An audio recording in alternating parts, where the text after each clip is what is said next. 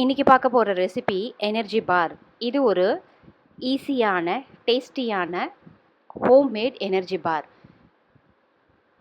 இது வீட்டில் இருக்க பொருளை வச்சே பண்ணிடலாம். சுகருக்கு நான் ஹனியும் டேட்ஸும் தான் யூஸ் பண்ணியிருக்கேன். இதுக்கு ஸ்வீட்னஸ் வேறு எதுவும் தேவையில்லை, இதுவே போதும். வீட்டில் இருக்க பொருள் எதுவாக இருந்த நட்ஸாக இருந்தாலும் யூஸ் பண்ணிக்கலாம், வால்நட்ஸை தவிர. வால்நட் நம்ம பேக் பண்ணும் போது ஒரு பிட்டர் டேஸ்ட் வந்துடும். அப்போ எனர்ஜி பாரோட டேஸ்ட்டு நல்லா இருக்காது. உங்கள்கிட்ட பைன் நட்ஸு, பம்கின் சீட்ஸு, எந்த நட்ஸு வேணாலும் நீங்கள் யூஸ் பண்ணிக்கலாம். நான் என்கிட்ட இருக்கிற நட்ஸு காஞ்ச திராட்சை, வேர்க்கடலை, பிஸ்தா, ஹேசல் நட்ஸ், பாதாம், முந்திரி இதெல்லாம் நான் யூஸ் பண்ணியிருக்கேன். என்கிட்ட இருக்கிறது இவ்வளோ தான். ப்ளஸ் நான் ஃப்ளாக்ஸ் சீட்ஸு யூஸ் பண்ணியிருக்கேன். டேட்ஸில் இருக்க சீடை ரிமூவ் பண்ணிவிட்டு அதையும் நல்லா சின்ன சின்னதாக சாப் பண்ணிவிட்டு அதையும் இந்த நட்ஸோடு ஆட் பண்ணிக்கோங்க. ஹோம்மேட் எனர்ஜி பாரு எப்போவுமே பெஸ்ட்டு கடையில் வாங்குறதை விட. ப்ளஸ் கடையில் ரொம்ப எக்ஸ்பென்சிவாகவும் இருக்கும். இந்த மாதிரி நல்லா மிக்ஸ் பண்ணதுக்கப்புறமா ஹனியும் கூட சேர்த்து அதையும் நல்லா மிக்ஸ் பண்ணி விடுங்க ஒரு கோட்டிங்காக.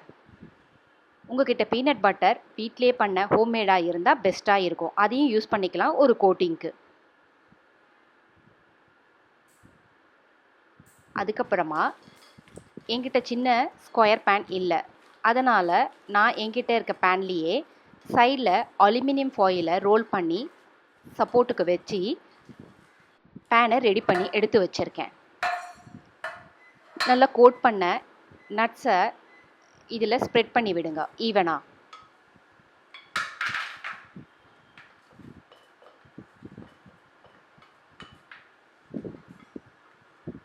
இதை நல்லா டைட்டாக பேக் பண்ணி விடுங்க.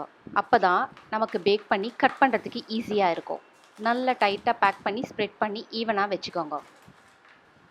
சைடில் அலுமினியம் ஃபாயில் சப்போர்ட்டுக்கு கொடுத்துக்கோங்க. நான் அவனை ப்ரீ ஹீட் பண்ணி ரெடியாக எடுத்து வச்சுருக்கேன். இப்போது 180 டிகிரி டெம்பரேச்சரில் ஒரு 20 மினிட்ஸ் பேக் பண்ணி எடுத்திங்கன்னா எனர்ஜி பார் ரெடி. இது கிரேவிங் சமயத்தில் பெஸ்ட்டு ஸ்நாக்ஸாக இருக்கும். ட்ரை பண்ணி பார்த்துட்டு சொல்லுங்கள்.